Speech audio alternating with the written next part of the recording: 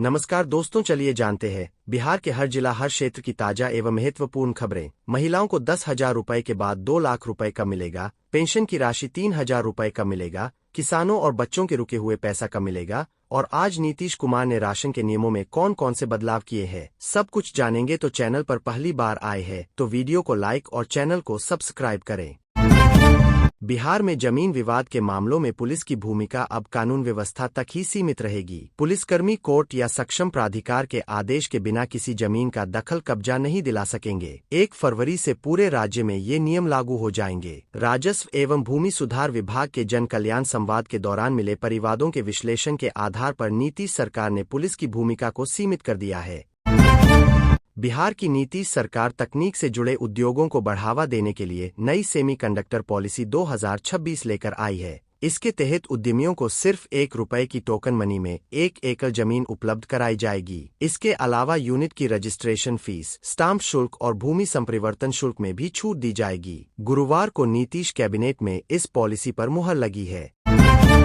बिहार के सरकारी स्वास्थ्य संस्थानों में अवैध निजी गतिविधियों पर नकेल कसने की तैयारी है। अब अस्पताल परिसरों में किसी भी तरह का निजी कारोबार बर्दाश्त नहीं किया जाएगा। जांच के लिए स्पेशल टीम बनाए जाएंगे। सरकारी अस्पतालों में तैनात निजी नर्सिंग होम, जांच घर, एक्स-रे सेंटर और दवा दुकानों से जुड़े लोग मरीजों को बहला फुसलाकर बाहर भेज रहे हैं। अब इसमें शामिल कर्मियों के खिलाफ भी कार्रवाई होगी।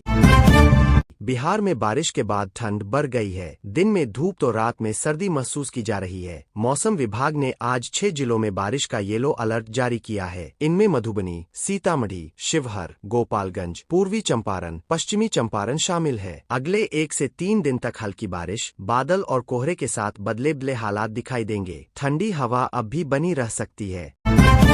बिहार कैबिनेट बैठक में 31 प्रस्तावों को मंजूरी मिली है। इस बैठक में सीएम नीतीश कुमार ने बक्सर जिले के डुमराव में भारत रत्न उस्ताद बिस्मिल्लाह खां के नाम पर संगीत महाविद्यालय खोलने को मंजूरी दी है। इस महाविद्यालय की स्थापना के लिए सरकार ने लगभग 87 करोड़ रुपए स्वीकृत किए हैं। बता दें कि पहले इस योजना के लिए लगभग 14 करोड़ की स्वीकृति मिली थी। इसे रद्द कर दिया गया है। अब लगभग 87 करोड़ रुपए की मंजूरी दी गई है। बिहार सरकार ने सरकारी अधिकारियों कर्मचारियों के लिए नई गाइडलाइन जारी की है। इसके तहत अधिकारी कर्मचारी सरकारी नंबर और ईमेल आईडी से social media platform x, Facebook, Instagram, Telegram, WhatsApp आदि पर अकाउंट नहीं बना सकेंगे। सरकारी नंबर और ईमेल से विवादित पोस्ट करने और किसी भी बैठक में रील्स, लाइव स्ट्रीम या वीडियो शेयर करने पर पाबंदी है। नियमों का उल्लंघन करने पर सख्त कार्रवाई होगी। बिहार में मुख्यमंत्री रोजगार योजना के तहत नीतीश सरकार महिलाओं को उद्योग करने के लिए 2 से 2 लाख देने की प्रक्रिया शुरू कर दी है। इस योजना के तहत पहले चरण में लगभग 1 लाख महिलाओं को 10 से 10,000 दिए गए थे। अब महिलाओं द्वारा शुरू किए गए रोजगार का आकलन किया जाएगा और आवश्यकता अनुसार उन्हें 2 लाख तक की सहायता राशि दी जाएगी। सीएम नीतीश कुमार ने एक्स पर ये जानकारी दी है।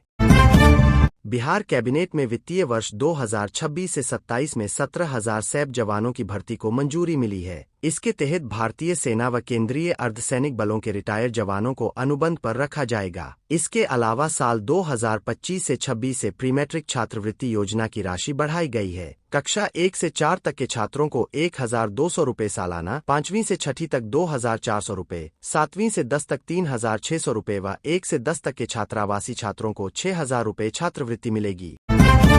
पूर्णिया में दिनदहाड़े हुए सूरज यादव हत्याकांड मामले में आरोपियों की गिरफ्तारी नहीं होने से नाराज लोगों ने मोर्चा खोल दिया है। हत्यारोपियों की गिरफ्तारी की मांग को लेकर लोगों ने सड़क पर कैंडल मार्च निकाला। प्रदर्शनकारियों ने चेतावनी दी कि यदि पुलिस ने आरोपियों के खिलाफ जल्द कार्रवाई नहीं की तो बड़ा आंदोलन किया जाएगा।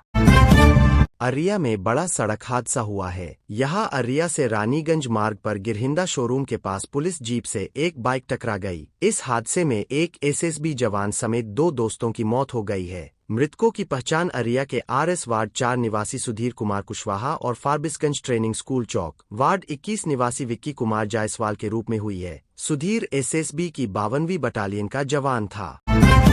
असम के डिब्रूगढ़ में गृह मंत्री अमित शाह ने नई असम विधानसभा भवन की आधारशिला रखी। उन्होंने कहा, आज महात्मा गांधी की पुण्यतिथि है और बापू ने पूरे देश को आंदोलित कर हमें स्वराज दिलाया था। आज मैं उन्हें नमन करता हूँ। आज यहाँ पर लगभग 825 करोड़ की लागत से 5 परियोजनाओं का भूमि पूजन और उद्घाटन हुआ है। हमने कांग्रेस की सरकारें देखी, कई सारी घोषणाएं सिर्फ घोषणाएं बनकर रह जाती थीं। बिहार की राजनीति में बड़ा बदलाव देखने को मिला है। बिहार में विधायक आलोक सिंह को आरएलएम का प्रदेश अध्यक्ष चुना गया है। उपेंद्र कुशवाहा द्वारा अपने बेटे को मंत्री बनाए जाने से आलोक सिंह काफी समय से नाराज चल रहे थे। अब उन्हें प्रदेश अध्यक्ष बनाकर उपेंद्र कुशवाहा ने बड़ा दाव खेला है। बिहार के वैशाली में श्मशान घाट जाने के लिए रास्ता नहीं मिलने पर एक बुजुर्ग महिला का उसके परिजनों ने बीच सड़क पर अंतिम संस्कार कर दिया है। इस घटना का वीडियो भी सामने आया है। स्थानीय दुकानदारों ने श्मशान जाने वाले रास्ते पर लंबे समय से कब्जा कर रखा है। फिलहाल पुलिस मामले की जांच में जुटी है। सीएम नीतीश कुमार समृद्धि यात्रा के दौरान समस्तीपुर पहुंचे। सीएम ने 827 करोड़ की लागत वाली विकास योजनाओं का शिलान्यास और उद्घाटन किया। इस दौरान सीएम नीतीश के सामने डिप्टी सीएम सम्राट चौधरी जिंदाबाद के नारे भी लगे। सीएम ने एक बार फिर लालू राबड़ी शासन पर हमला बोला। उन्होंने कहा कि बिहार की स्थिति बहुत खराब थी। इसके बाद हम लोग आए तो काम करवाना शुरू किया। अब कहीं डर का माहौल नहीं है। राज्य में कानून का राज है।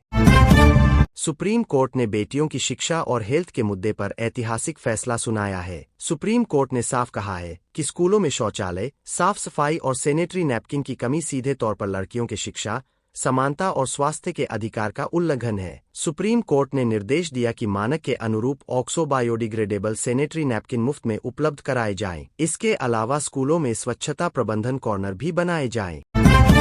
पवन खेड़ा ने राहुल गांधी और कांग्रेस के राष्ट्रीय अध्यक्ष मल्लिकार्जुन खड़गे के बीटिंग रिट्रीट सेरेमनी में मौजूद न रहने पर कहा कि पार्टी की अलग अलग राज्यों की समीक्षा बैठक चल रही थी जिसमें दोनों नेता शामिल थे। बीटिंग रिट्रीट में न जाने को मुद्दा बना ठीक नहीं है। पीएम मोदी के बेहद करीबी पार्टनर की विमान हादसे में मौत हो गई, फिर भी वह कार्यक्रम में हिस्सा ले रहे हैं। हमने ने तो इसे मुद्दा नहीं बनाया।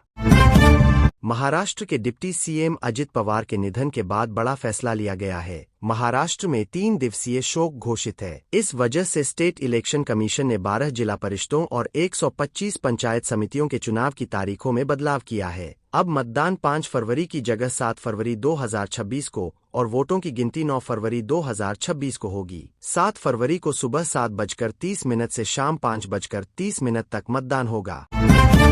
आरएलएम अध्यक्ष उपेंद्र कुशवाहा ने बड़ा संगठनात्मक फेरबदल किया है। उपेंद्र कुशवाहा ने आलोक सिंह को आरएलएम का प्रदेश अध्यक्ष बनाया है। इसके साथ ही हिमांशु पटेल को प्रदेश महासचिव, प्रशांत पंकज और सुभाष चंद्रवंशी को प्रदेश का कार्यकारी अध्यक्ष बनाया है। इसके अलावा मदन चौधरी को राष्ट्रीय उपाध्यक्ष बनाया गया है। कुशवाहा ने प्रेस कॉन्फ्रेंस करके इसकी घोषणा की है। कुवैत से दिल्ली आ रहे इंडिगो विमान में बम की धमकी के बाद हड़कंप मच गया। सुरक्षा लिहाज से विमान की अहमदाबाद एयरपोर्ट पर इमरजेंसी लैंडिंग कराई गई है। विमान में सवार सभी 180 यात्रियों को सुरक्षित बाहर निकाल लिया गया है। सुरक्षा टीम जांच कर रही है। जानकारी के अनुसार एक टिश्यू पेपर पर लिखे नोट में प्लेन को हाईजैक करने और उड़ाने की धमकी दी गई थी।